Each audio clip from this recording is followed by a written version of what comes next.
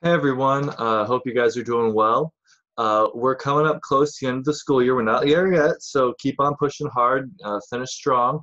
But we are getting close. This is going to be one of our last videos this term. Won't have to sit through too many more of these, although based on the view count, not many of you are sitting through these anyway. Okay, what we're going to do is we're going to go through a couple of our last assignments, kind of talk about what they're going to look like, things you can be doing, expectations, that kind of thing, as we kind of get ready for, the end of this term. So if you have any questions, of course, keep on hitting me up on the email, student view, parent view, whatever, or through Google Classrooms, although as I've talked about before, that can be a little bit more difficult.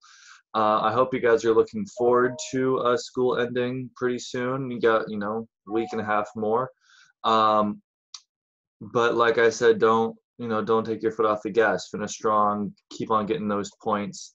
Got a couple big assignments coming up, including the one we're going to talk about right now. So first, we're going to look at our calendar so we can see exactly what it is we're going to be talking about today. So here's how things should be finishing up. So this video is going to go up on the 20th. So you're going to see this show up then. On the 20th, you should be finishing reading Othello. You should be working on your Act 5 line finders, and you should be finishing your theme and concept log. Hopefully you've been doing a little bit of the theme and concept log since the beginning, a little bit here and there. But if not, you got some time to work on it still. So what we're going to really be focusing on is the work that is going to start on the 21st. We're going to be finishing Othello, and we're going to be turning in our Act 5 line binders and our theme and concept log. But really, the new things we're going to start are a theme statement and 3 quotes cited properly to support our theme statement. And that's really all brainstorming. You're going to get points for it. It's going to be a grade, but it's really just extensive brainstorming for our Othello theme paragraph. So what we're going to do is we're going to go over the theme paragraph first, then we're going to talk about the theme statement and notes. That way we can kind of work backwards. So even though the theme statement and notes are going to be due first, they're going to be due on the 22nd, the end of our second to last week of school. We're going to start talking about the theme paragraph first so we know what it is we're building up to with this assignment that's actually due earlier. So let's take a look. Oh shoot, here we go. Here is the prompt you're going to see. It's going to be formatted a little bit differently because I'm going to put it in Google Docs form. And so by the time you see this video, it will be up on Google Classroom in Google Docs. You'll be able to see it there. So what we're asked to do is we're going to write a paragraph analyzing how the characterization of one character develops a theme, right? We are going to have a 2-part theme statement as our topic section, so we already know what our first 2 sentences are going to be. We think about that TEEP paragraph format. You guys have an outline for that, so take advantage of it, use it. I'll make sure that outline is reposted as well, both on Student View and on in the class website section and on Google Classrooms. So you're going to start with that 2-part theme statement as your topic section. You're going to provide citations in standard MLA format. You guys are doing a good job of that, although a number of us are still forgetting that MLA format is the author's name first, then the page number if it's a novel, or in our case, the author's name first, then act, scene, line separated by periods. You guys are doing a really good job of the act, scene, line, and some of you guys don't have lines. That's okay. You're doing act and scene. But a lot of us are forgetting to put Shakespeare's name first. So it would be Shakespeare, then act, scene, line. Very cool. All right, so taking a look at our prompt, a couple things to remember. And this is going to be, we've talked about this before in your TEEP notes. We've talked about this in class. You have an outline for it. I'll repost that outline. So this is going to be, a repeat, but it's good to have these kinds of reminders, because if we don't take advantage of these reminders, if we don't do these things, that could be a big impact on our grade. This is going to be one of our larger assignments in the grade book, probably our biggest assignment of the whole term. So we want to make sure we're just taking care of all the things we know that we can handle. The critical thinking stuff can be difficult, but if we take care of everything else, then that makes our grade floor, the lowest grade that we might ever get, is going to be high, hopefully at a passing range. So even if we struggle with critical thinking, because we're doing everything else, it won't be a big deal, because we'll still make sure that our minimum grade is an okay grade. So the key here is a couple things. It's going to be a paragraph. So that's going to mean it's 2 pieces of evidence. It's like a TEEP with another TEEP without a topic section, a TEEP, EAP, kind of pasted together. So you're going to have 2 different examples that you're going to need to look at. Now, we're going to be focused on characterization. So when we're doing our 2-part theme statement, which you have in your notes, and again, I'm going to repost it. When you do your 2-part theme statement, you already know what your literary device is going to be. It's going to be characterization. Easy. We know that characterization is only going to focus on one character. So you got to pick one character from the story. That could be Iago, it could be Desdemona, it could be Othello, Rodrigo, Emilia, Cassio. It could be others, Brabantio. I'd probably go with one of the characters that are in it a lot. That way we're going to have more options for quotes. So it's probably Desdemona, Iago, Othello. Emilia, Cassio are in there a good amount. So if you have really strong ideas for them, you could use them as well. But that's what we're going to be doing. So we already know what we're going to be proving. We're going to be proving characterization of one character. We're going to have 2 different examples to do that, right? So 2 different quotes, maybe even more than 2 quotes if we need 2. Like if we're doing Othello, one of our previous assignments, we're doing Iago is deceitful.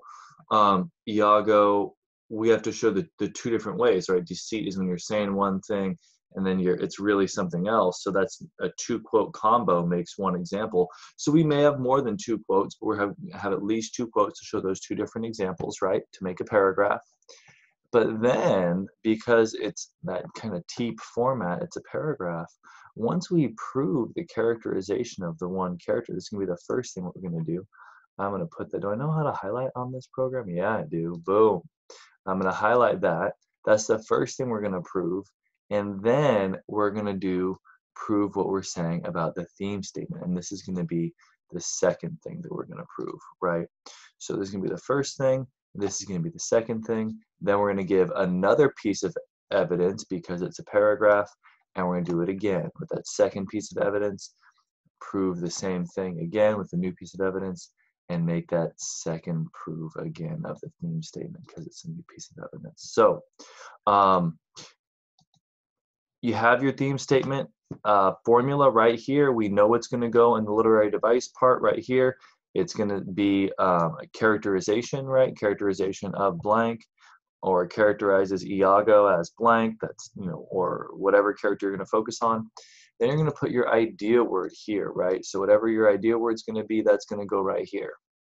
Then we know in this sentence or in this formula, we're going to talk about what's going on, right? What is the play telling us about this basic idea? And so that's what we're going to expand upon here. Remember, it shouldn't be obvious. It shouldn't be something we know before.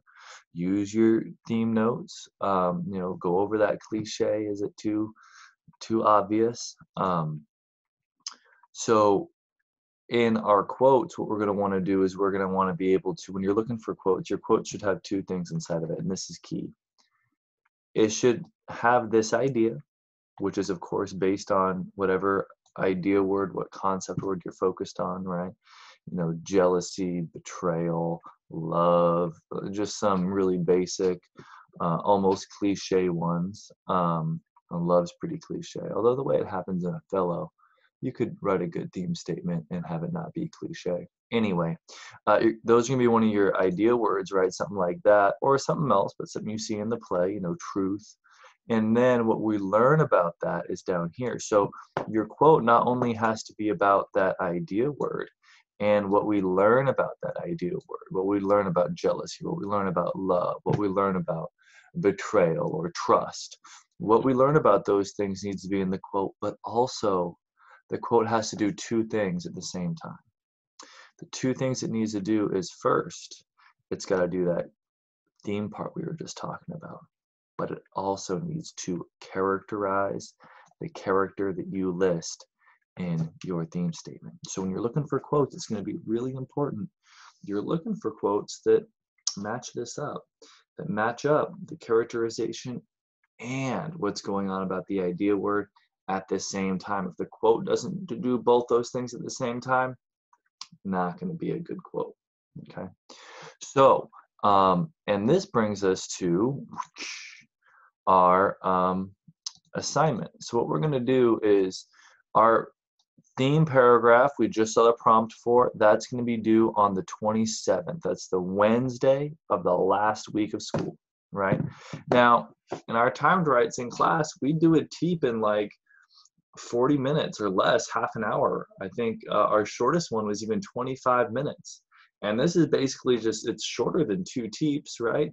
So writing this whole thing, let's say it takes you, 50 minutes. Well, and you go back and revise it, you redo it, you double check it, you make sure your grammar's all taken care of. We saw way too many silly grammatical mistakes, like elementary school grammatical mistakes across our writing on our last assignment. So you go back, you clean that stuff up. Let's say it takes another 20 minutes. Well, you have 1, 2, 3 days, 2.5 days to work on this. So even if you're only spending, if you're spending 45 minutes a day on this, or, even half an hour a day, that's, over an hour to get this done. That should be plenty of time to write it and revise it, especially since you're going to do some brainstorming beforehand. You are going to have your theme statement written, and you are going to find those 3 quotes. And this is actually what we're looking for on that's going to be due on the 22nd. When you see this assignment, these 2 assignments come up, they're going to be combined as one assignment on Google Classrooms. But they're going to be 2 different things, so I listed them separately on the calendar so you knew what it would be. But they're going to be combined as one assignment, both in the gradebook and on Google Classrooms. So you're going to write a theme statement, and you're going to give 3 quotes cited properly, including Shakespeare, include his name in the quote, that support your theme. And how do you know they support your theme? Well, they need to support both parts. They need to support the characterization of the character and whatever you're saying about the basic idea. So what I'm going to do is when I get that from you guys on Friday, I'm going to give you feedback on that. Leave one of those voice comments. It's not going to be super long because, we're only going to turn in, this is going to be 2 sentences because we're going to follow the formula, 2 sentences. And this is going to be, 3 sentences, maybe even less if some of your quotes aren't full sentences. If you have to do double quotes, okay, but it's going to be pretty short. I'm just going to give you quick feedback. Hey, this is cliche, you have grammatical errors, that kind of stuff. This is too obvious. You know what to do when it's obvious. We have those recommendations written down on our TEEP notes, right? So take advantage of that. That's not only printed on our TEEP notes. When I talk about written down, it's not only printed on our TEEP notes, but it's also the add-ons that we've done in class. So totally good. You're going to have those recommendations. I'm going to remind you of those if I need to. And I'm going to say like, okay, your quotes seem to match up, but they don't. Now you notice I had you do 3 quotes here, but you're only going to need to do a minimum of 2 quotes here. And you can get 100% doing 2 quotes, so don't think you have to do 3 to do better. The reason we're doing 3 is that way as you start getting more deep into your brainstorming, you realize, oh man, one of these quotes isn't as good as I thought, or it doesn't work. I don't know how to explain it, even though I think it works. That way you can cut it out and still have 2 good quotes for your paragraph. So when we talk about, having 2.5 days to write this paragraph, I'm just counting school days, not even counting the weekend, right? You're working on it 1 day, working on it 2 days, working on it maybe just a little bit before you turn it in. That's 2.5 days, not even including your brainstorm time. So if it, it takes you 45 minutes to do your theme statement and get your 3 quotes, and that's no big deal because you've already done that as part of your brainstorming. It's only 1 day's worth of homework. So, 10, 15 minutes getting this taken care of, half an hour getting some quotes, maybe even less. You know what? Use your theme and concept log. You have quotes already written down there. You can also use your line finders, use your previous assignments to help you go and find those quotes. Now, just because it's written down doesn't mean it's going to fit your theme statement, but it might. And so take advantage of those things. And if nothing else, it'll remind you, yeah, where was this part that happened? Oh, look back at your line finders. Oh yeah, I know this action was going on. Look at your line finders. Oh, this action was going on in, Act 4, Scene 2. Okay, boom, I can go there, check it out, use that as a resource. So, take advantage of that. It seems like it is a big assignment, and it seems like, oh, it could be a lot, but in terms of time, it really shouldn't be that much. Like I said, I planned it out. The district has recommended. We're doing about an hour's worth of work for each class every day. That's a district recommendation, and I've definitely set it up so that these assignments should be even less than that. And so even if it's a little bit more than I think, it should be right about that hour. So totally cool there. You'll see our Othello personal reflection. We'll do a last essay about this. That'll come up on the 26th. I've been trying to post those a day in advance, so you'll see that. This is kind of for our last big paragraph. Our Othello personal reflection will be an important assignment and will go in the writing category. So it'll be worth a good amount of points. It'll probably be worth 4 or 5% of your whole grade in the class. So it's not a small assignment. Maybe a little bit less than 4%, or 5%. But it's not a small assignment. It should not be a critical thinking kind of assignment. We'll go over that in a little bit. So this video, again, just on the theme statement and 3 quotes, brainstorming leading up to the Othello theme paragraph. So hopefully that kind of clarified some of the things we're looking for. Hopefully you have those resources, those notes, and now they're going to be posted both in the class website section of Student View, and they're going to be put up in the Google Classrooms. I think they might be already there. If not, they'll be up there by the time this video goes up. So take advantage of those resources. You have them with you. You have your notes that you added onto those things, and you have the original copies online. So use those and do well. And I hope you guys are doing good in class, not only in our class, but in your other classes as well. Looking forward to summer. I also hope you're starting to brainstorm what you're going to be reading over summer, especially with social distancing, physical distancing, physical distancing. That you're going to have even more time than you would by yourself. So it's going to be even extra important to get that reading. And also, our in-class time has been so much shorter this year. And although our physical distancing learning, our digital distance learning seems to be going pretty well, it's not the same as in the classroom. So do yourself that extra favor by just keeping your brain a little bit more ready than you might normally do over summer by getting that reading and read those books, get ebooks. Some bookstores are now open for pick up, curbside, so you don't have to go in. You tell them what you want in advance, and they can deliver it to you, so there's no physical contact. So hit up your parents for that book money. It's possible, depending on how well the physical distancing goes in California and the contact tracing develops, it's possible that in a couple months we get to Governor Newsom's stage 3, which might include libraries being reopened, at least for curbside. So we might see that happen. But either way, you got the ebooks, and you got other bookstores, used bookstores, so you don't have to pay full price. I've found books for 50 cents before, and even if they're not 50 cents, spending $4 on a book or $3 on a book is a lot easier than spending none. And you don't even have to buy a lot of these books. When we're talking about ebooks, there's free online libraries that you can do. You just sign up for a library account on some of these online libraries, and you can check out ebooks for free, the same way you'd check out a book for free at a normal library. You can do that with the Sacramento Library. I've actually taken advantage of that myself. Their app is called Libby, Libby, and so you can use that to check out ebooks and audiobooks. But remember, audiobooks are great. You got to have real books also. So make sure if you're doing audiobooks, you're also doing normal reading as well. And but then you can do other ones that aren't, other libraries that aren't associated with a physical library. That have ones like the online modern library. I forget all the names, but if you search, you can find ways to get check out ebooks for free as well, so you don't even have to spend money. So I hope you guys are kind of getting that mindset going about what you're reading, getting hyped about what you're reading. I know I'm getting excited about my reading and the reading I'm going to be doing over summer. I just got a new book from my brother. So books I got coming up are, this book is not the one I got from my brother, although my brother's read it. It's called The Haunting of Hill House.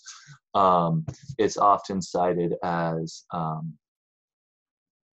the most terrifying American novel ever. It's supposed to be super scary.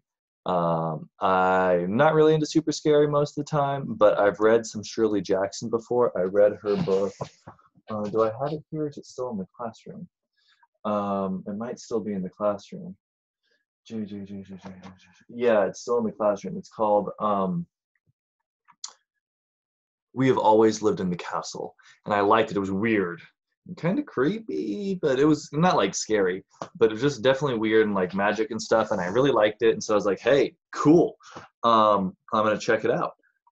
And I liked it. It was recommended by a student, and so I was like, cool. And this book is Shirley Jackson's best known book, and like Stephen King, like horror authors are like, yeah, it's amazing. So I'm gonna read this.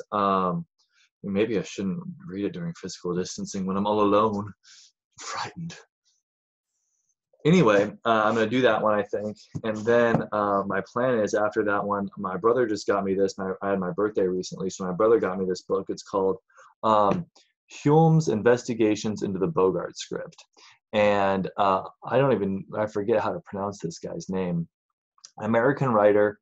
And this is a book that came out relatively recently, last couple decades. Actually, Shirley Jackson came out the last couple of decades too. It came out with, I think in the 70s. This came out in 81. And so my brother was like, it was pretty good. I was like, oh, cool. What's it about? He's like, well, the characters change their names and appearance and setting from page to page, sometimes within the same paragraph. And the time and place and setting all changes, chapter to chapter and paragraph to paragraph. And none of the characters keep the same name, except for like two of them. And I'm just like, what the heck? And he's like, yeah, it's really weird. And he had to read it. He's getting his doctorate, getting his master's now, because it's a master's and you get your doctorate. So he's getting his master's now in English literature from Sac State, actually. And he just wrapped up that program. And this is one of the books he had to read. And he was like, I thought it was, this kind of writing is called postmodernism. And he's like, I thought, my ideas about postmodernism were that it was stupid. And so he read this book and he's like, it's weird and it doesn't always make logical sense. But he said he wound up actually kind of liking it. And he could see why this kind of writing was important. And why people, even though it's like the weirdest thing you might have ever heard of, why people take it seriously, even though it sounds just like a lunatic. And so I was like, okay, well, I should check that out. And it's a short read, right? It's like 150 pages or something. So I think I'm gonna do those two next. And then I've been thinking about doing this for a couple summers now, so I think I just need to crack down and actually do it. I'm going to have right here this blank book, The Complete Works of William Shakespeare. I haven't read all of his stuff before. I've read, I think, a little bit over half of it. But, he's by many people considered the best. Um, and I like a lot of the stuff I've read by him. I really like Othello. So I figure it'd be kind of cool to read all of it. So I think I'm going to. So this is all of his plays combined. It's like tiny, tiny writing. Like here's Henry V. Like, oh my goodness, double lined, and it's gonna be not short, but it should be a lot of fun. So I got my reading lists set up for the summer. Got three ready to go as soon as I finish the book I'm working on now, Dr. Zhivago, which I'm really coming to like. I hope that your reading is getting going over summer also. You got a plan for it. You got a way to do it. I am lucky in that I have a million gajillion books in my house because duh. I mean, what's the whole point of having a house if not to fill it with books? But you guys don't have your own places to live yet, so you can't fill everything with books yet. Your parents don't let you. Although if they did, oh man. So if you don't have your own books, definitely use the ebooks. Easy option. All right, ladies and gentlemen, you probably got one more video coming going over the personal reflection on Othello. But I hope that kind of went over our last major assignment, and it's a big one. I'm looking forward to seeing some good work, and I'm looking forward to seeing you guys finish this term strong so we can get out of here with some great grades.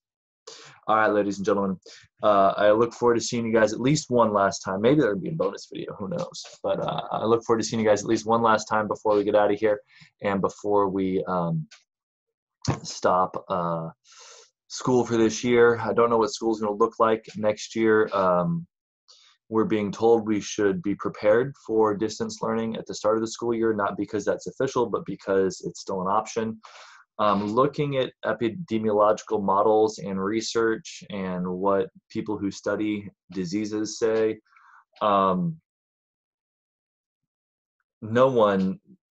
expert that I've read has recommended that gatherings, even as large as, well, our classes are big, so even as large as 40 people should happen anytime soon. Young people are typically more resilient to coronavirus than us old people, or people even older than myself.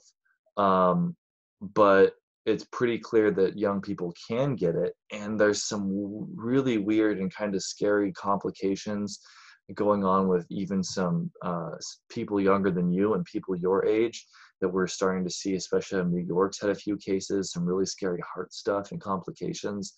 And even if, a very low percentage of young people get those kinds of things, it's pretty clear that young people can be vectors. They can carry the virus to other people who might be more at risk. So maybe you're not a high risk. Even if you get it, you just get sick. It's not hospital or deadly, although, like I said, we're seeing that it can be even for young, healthy people.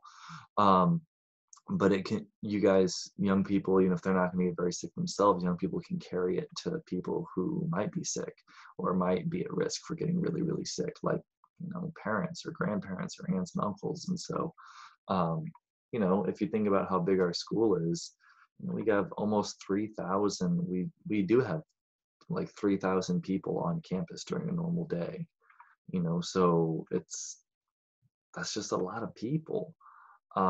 So right now I haven't read any experts that kind of recommend that many people, even by August.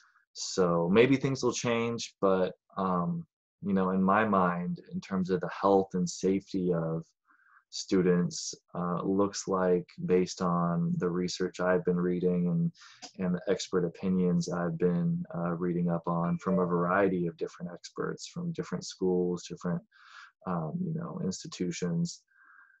In my mind, it seems that starting school with distance learning is a serious option, if not a likely one. I don't know what the district thinks, so we're gonna have to see. Of course, I prefer doing my job in person, but I don't want to do my job in person if it means we're not going to be safe. So it's going to be weird, but that's something you should have in the back of your mind as well, that the school year could definitely start online, start with distance learning. So don't know if that's going to be the case. I'm not saying it will be. I know it's an option, So just kind of know that it's an option and kind of start, making sure you or your parents are checking student view, parent view email, at least by August. So you can start kind of having an idea, maybe late July, just check in, even if it's like once a week, late July, then, August, maybe you're checking once or twice a week just to see if there's any news. So the school district is going to start reopening, elementary schools through year round start in mid-July. So there's going to have to be decision made for at least those schools pretty soon here. So there should be information coming out. I don't know when, but just be prepared for that. All right, ladies and gentlemen, good luck on your writing. Email me if you have questions, comments, concerns. I look forward to seeing some good results and hopefully some good grades as we wrap up this school year. About a week and a half more. All right, guys. Bye.